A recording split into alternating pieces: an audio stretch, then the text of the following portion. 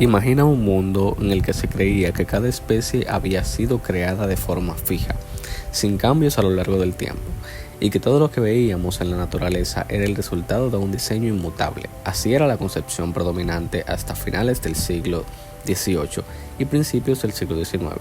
Sin embargo, los avances en disciplinas como la geología, la paleontología y la biología comenzaron a cuestionar esas ideas. Fue en este contexto que emergió la teoría de la transmutación de las especies, marcando el inicio de un cambio revolucionario en la comprensión de la vida en la Tierra. Durante siglos, la visión fijista, respaldada tanto por la religión como por la ciencia dominante, establecía que todas las especies habían sido creadas por un acto divino y permanecían inalteradas. Pero esta idea empezó a desmoronarse con los descubrimientos de fósiles que mostraban formas de vida desconocidas y extintas, y con las ideas geológicas de James Houston y Charles Lyell, quienes argumentaban que la Tierra había cambiado de manera lenta y gradual a lo largo de millones de años. En este panorama, Jean-Baptiste Lamarck se atrevió a sugerir algo radical. Las especies no eran estáticas, sino que podían cambiar con el tiempo en respuesta a su entorno. Publicó su teoría en 1809 en su obra Philosophie Zoologique, donde propuso que los organismos se transforman mediante un proceso que él llamó transmutación. Lamarck basó su teoría en dos principios importantes. El primero fue la ley del uso y el desuso. Según Lamarck, las características que un organismo usaba con frecuencia tendían a desarrollarse más, mientras que las que no se usaban se debilitaban o desaparecían.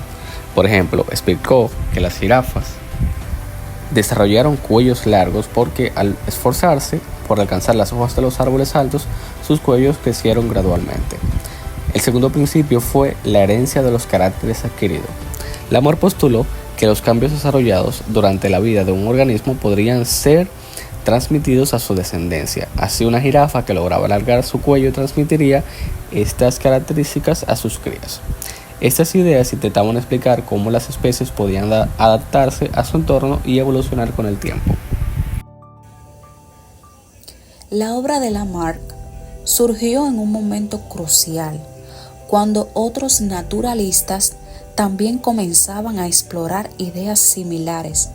Erasmus Darwin, abuelo de Charles Darwin, había sugerido previamente que los organismos evolucionaban de formas simples a complejas. Sin embargo, Lamarck fue el primero en proponer una teoría estructurada sobre cómo ocurría este cambio. A pesar de su carácter revolucionario, la teoría de Lamarck enfrentó muchas críticas, incluso en ese tiempo.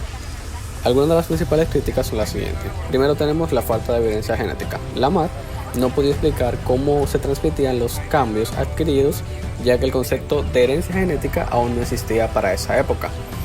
También está lo que era la confusión entre adaptación y evolución. Lamarck mezcló los cambios individuales que ocurrían durante la vida de un organismo con los cambios heredados a lo largo de generaciones. Y un último error fue los errores en la interpretación del ambiente. Aunque acertó al enfatizar en el papel del entorno, su explicación de cómo éste influía en los organismos fue simplista. A pesar de sus limitaciones, la teoría de la transmutación fue un paso fundamental hacia el pensamiento evolutivo. Sus principales contribuciones incluyen ruptura con el fijismo. Lamarck desafiaba la idea de que las especies eran inmutables, abriendo el camino a nuevas formas de entender la diversidad de la vida, inspiración para Darwin y Wallace. Aunque rechazaron varios aspectos de la teoría, Charles Darwin y Alfred Russel Wallace reconocieron que Lamarck fue un pionero al plantear que las especies podían cambiar con el tiempo. Énfasis en la interacción con el entorno. Lamarck subrayó el papel del ambiente en la evolución, un concepto que sigue siendo central en la biología moderna.